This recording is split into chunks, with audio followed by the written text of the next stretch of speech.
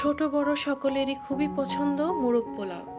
Hello everyone, আসসালামু আলাইকুম। চলে আসলাম নতুন একটা রেসিপি নিয়ে। যে যেখান থেকে আমার এই ভিডিওটি দেখছেন, আশা করি আল্লাহর রহমতে খুবই ভালো আছেন এবং সুস্থ আছেন।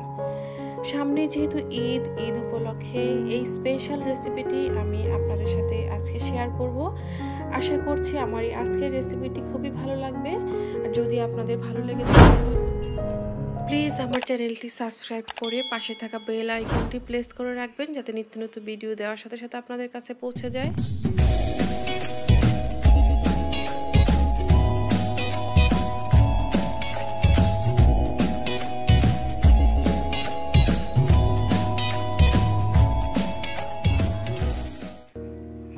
এখানে আমি একটা বড় কড়াইতে পরিমাণ মতো তেল দিয়ে 3 কাপ পেঁয়াজ ভেজে নিয়েছি, গোটা মশলা দিয়ে দিয়েছি সাথে।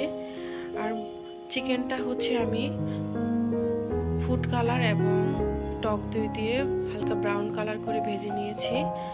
আর প্রথমেই যেটা দিব সেটা হচ্ছে বাদাম বাটা। মোরগ পোলাওর জন্য কিন্তু বাদাম বাটাটা খুবই ইম্পর্টেন্ট। এখানে আমি কাজু বাদাম আর চীনা বাদাম একসাথে পেস্ট করে দিয়ে দিয়েছি। আর 1.5 কাপের মতো হচ্ছে আমি আদা রসুন বাটা দিয়ে দিয়েছি। যেহেতু আমি 20 জনের মোরগ পোলাও রান্না করব, ওইভাবে আপনারা মশলাটা পরিমাণ মতো আন্দাজ করে দিবেন। আর 2 টেবিল স্পুন হচ্ছে ধনে গুঁড়া দিয়ে দিলাম। আর আস্ত একটা রোস্টের মশলার সাথে জয়ত্রী জয়ফল গুঁড়ো করে দিয়ে দিলাম। আর এটা অবশ্যই আপনারা দিবেন। আর আমি আগে থেকেই পেঁয়াজ বেরেস্তা করে নিয়েছি, যেহেতু আমরা সবাই পারি, যার কারণে আমি এটা আর দেখালাম না। আমি চাচ্ছি যে আপনাদেরকে ইজিভাবে দেখানোর জন্য। আর পরিমাণ মতো লবণ দিব। আর 10-12টার মতো হচ্ছে কাঁচামরিচও দিয়ে দিয়েছি। আপনারা চাইলে হচ্ছে এটা মাঝখান থেকে ছিঁড়েও দিতে পারেন, ভালো একটা স্মেল আসবে। যেহেতু বাচ্চারা খাবে আর আমি যেহেতু 20 জনের রান্না করতেছি, যার কারণে আমি ওইভাবেই আন্দাজ করে দিয়ে দিলাম। আর যখন আমি মুরগির মাংসটা ভেজে নিয়েছিলাম, তখন আমি যে টক দই আর ফুড কালার দিয়ে এটা সেখান থেকে বেঁচে যাওয়া টক দইয়ের পানিটা দিয়ে দিলাম।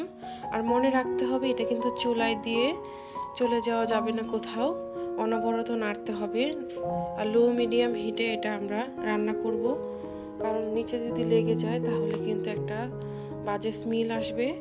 আর এখানে আমি প্রতিটা মুরগির পিস কিন্তু আস্ত রেখেছি। মুরগির মাংস কিন্তু মাঝখান থেকে কেটে দিলে বিরিয়ানি স্টাইলের হয়ে যায়, যার কারণে আমি সবগুলো আস্ত রেখেছি।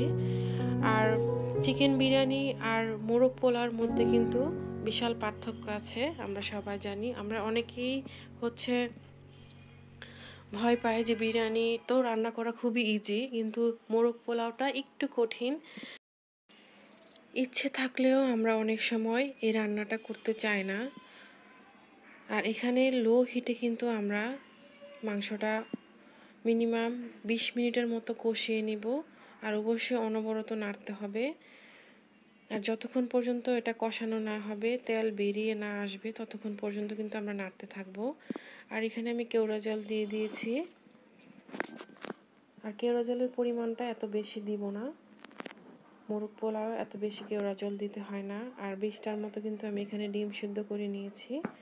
আর আমি কিন্তু মাঝখানে দুধ দিয়ে দিয়েছিলাম আস্ত বরফ, সেটা আমার গলানো ছিল না। আর এখানে দেখেন অলমোস্ট আমার মুরগিটা কিন্তু সিদ্ধ হয়ে গিয়েছে। এখন শুধু পানিটা শুকিয়ে যাওয়ার পালা। আমার ডিমটাও সিদ্ধ হয়ে যাবে এর মাঝখানে। আর যখন হচ্ছে আপনার মুরগির মাংসটা হয়ে যাবে, তখন কিন্তু আপনি এখান থেকে সবগুলো মাংস উঠিয়ে নেবেন। আর এখন আমি পোলাওতে চলে যাব। যেহেতু হচ্ছে আমি 4 কেজি চাল নিয়েছি, ওইভাবেই আপনারা হচ্ছে তেলের পরিমাণটা দিবেন। এখানে আমি 250 গ্রামের মতো তেল দিয়েছি। আর 2 টেবিল স্পুনের মতো হচ্ছে ঘি দিলাম। প্রথমে একটু ঘি দিলে কিন্তু অনেক স্মেল আসে ভালো। আর লং, এলাচ, দারুচিনি, তেজপাতা এগুলো তো থাকবেই। আর 4 টেবিল স্পুনের মতো হচ্ছে আদা রসুন দিব। আদা রসুন যেহেতু আগে আমার চিকেনে দেওয়া আছে, এতটা লাগবে না। আর বাদাম বাটা দিয়ে দিব 2 টেবিল স্পুন। ইচ্ছে করলে আপনারা ওই মশলাতেও হচ্ছে চিকেনটা রান্না করতে পোলাওটা রান্না করতে পারেন। আর এখান থেকে যে মশলাটা আছে সেখান থেকে আমি পুরাটা দিব না, অর্ধেক দিব। এই জিনিসগুলো কিন্তু আপনাদের ফলো রাখতে হবে যে কিভাবে হচ্ছে আমি এখানে অ্যাপ্লাই করতেছি। আর সম্পূর্ণ চাল আমি একসাথে ঢেলে দিব। আর পাতিলটা আমি অনেক বড় নিয়েছি। যখন আপনারা অনেক বেশি রান্না করবেন চেষ্টা করবেন যে পাতিলটা বড় নেওয়ার জন্য, কারণ বড় নিলে হচ্ছে মাংসটা ভাঙবে না। অনেকেরই হচ্ছে মোরগ পোলাও রাঁধতে গেলে কিন্তু মাংসটা ভেঙে যায়, এই ভয়ে হচ্ছে আমরা মোরগ পোলাও রান্না করি না। টানা 10 মিনিট কিন্তু আমি এখানে চালটা ভেজে নিয়েছি। আর অবশ্যই হচ্ছে আপনারা গরম পানি ইউজ করবেন। গরম পানি ইউজ করলে তাড়াতাড়ি পোলাওটা হয়ে যাবে আর ভালো হবে অনেক বেশি। আর কেওড়া জল দিয়ে দিলাম হচ্ছে 1 টেবিল স্পুন। দুধের পরিমাণও হচ্ছে আমি কোয়ার্টারের মতো দিয়েছি, এটা আপনারা আন্দাজ করে দিবেন। যখন পোলাওটা হয়ে আসবে তখন কিন্তু আমি অর্ধেক উঠিয়ে নিব। দেখেন একদম গরম গরম ধোঁয়া উঠতেছে।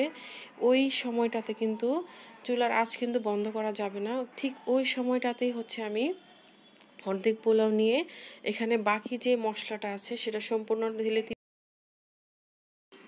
এখানে আমি মাংসগুলো একটা একটা করে দিয়ে দিব, একবারে ঢেলে দিব না। একবারে ঢেলে দিলে ভেঙে যাওয়ার পসিবিলিটি থাকে। এরপরে হচ্ছে পেঁয়াজ বেরেস্তা দিয়ে দিব, আপনারা চাইলে ঘিও অ্যাড করতে পারেন।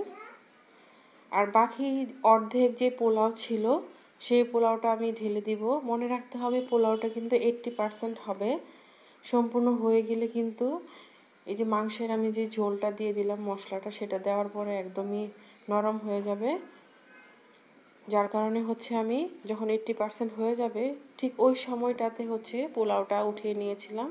এখন উপরে বেরেস্তা আর ফুড কালার দেওয়ার পরে আমি আলতোভাবে এটা নেড়ে দিব। দেখেন আমার পোলাওটা খুবই ঝরঝরে হয়েছে, মাশাআল্লাহ খেতে অনেক ভালো হয়েছিল। রেডি হয়ে গেল মোরগ পোলাও। এভাবে আপনারা অতিথি আপ্যায়নে চাইলেই বেছে নিতে পারেন এই রেসিপিটি। যারা প্রথম থেকে ভিডিওটি শেষ পর্যন্ত দেখেছেন তাদেরকে অসংখ্য ধন্যবাদ। যারা এখনও আমার চ্যানেলটি সাবস্ক্রাইব করেননি প্লিজ চ্যানেলটি সাবস্ক্রাইব করে ফ্রেন্ডস আর ফ্যামিলির সাথে শেয়ার করে নেবেন এবং লাইক শেয়ার কমেন্টস করতে ভুলবেন না। তো সবাই ভালো থাকবেন, সুস্থ থাকবেন। আল্লাহ হাফেজ, আসসালামু আলাইকুম।